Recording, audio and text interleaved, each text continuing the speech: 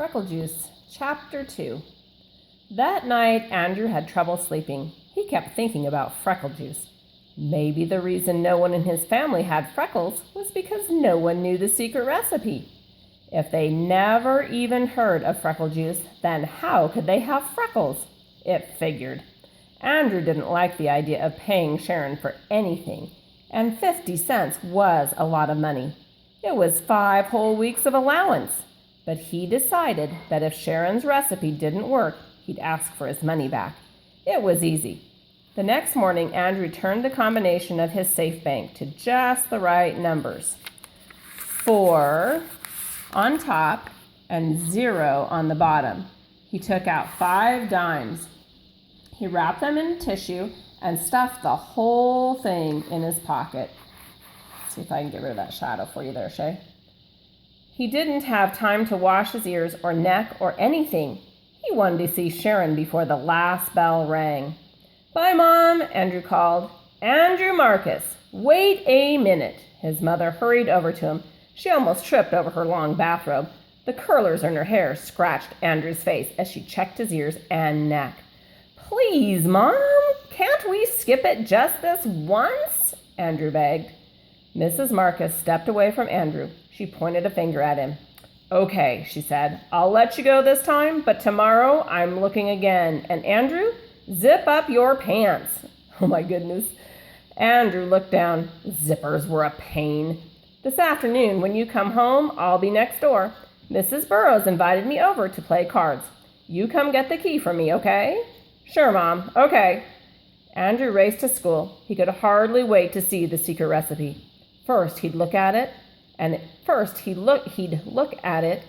if it didn't seem any good, he just wouldn't pay. Sharon was already at her desk when Andrew arrived. He went right over to her. "Did you bring it?" he asked. "Bring what?" Sharon opened her eyes real wide. "You know what? The secret recipe for Freckle Juice." "Oh, that. I have it. Right here." Sharon patted her pocket. "Well, let's see it." "Do you have the 50 cents?" Sharon asked. "Sure. Right here." Andrew patted his pocket. "I'm not going to show it to you until you pay," Sharon said. Andrew shook his head. "Oh, no. First I want to see it." "Sorry, Andrew. A deal's a deal." Sharon opened a book and pretended to read. "Andrew Marcus," Miss Kelly said, "will you please sit down? The second bell just rang. This morning we'll begin with arithmetic. Nikki, please pass out the yellow paper. When you get your paper, begin working on the problems on the board." Does that sound like school where you're at? Andrew went to his seat. Then he took the tissue with the 5 dimes out of his pocket. He held it near the floor and aimed it towards Sharon. Then he took the tissue. She sat in the next row. Sharon stuck out her foot and stepped on the tissue. Then she slid it over until she could reach it with her hand. She bent down and picked it up. Miss Kelly didn't notice. Sharon counted the 5 dimes. Then she took a piece of folded up white paper out of her pocket and threw it to Andrew. It landed in the middle of the aisle. Andrew leaned way over to pick it up, but he lost his balance and fell off his chair. Everybody laughed, except Andrew and Miss Kelly. Uh-oh. Miss Kelly sighed. "Oh, Andrew, what are you up to now? Bring me that note, please." Andrew picked up the secret recipe. He didn't even have a chance to see it. It wasn't fair. It cost him 50 cents for nothing. He handed it to Miss Kelly. She read it. She looked at him. "Andrew, you may have this back at 3 o'clock. She put it in her desk. "I don't want this to happen again. Do you understand?" "Yes, Miss Kelly," Andrew mumbled. "Good. Now let's get that arithmetic done."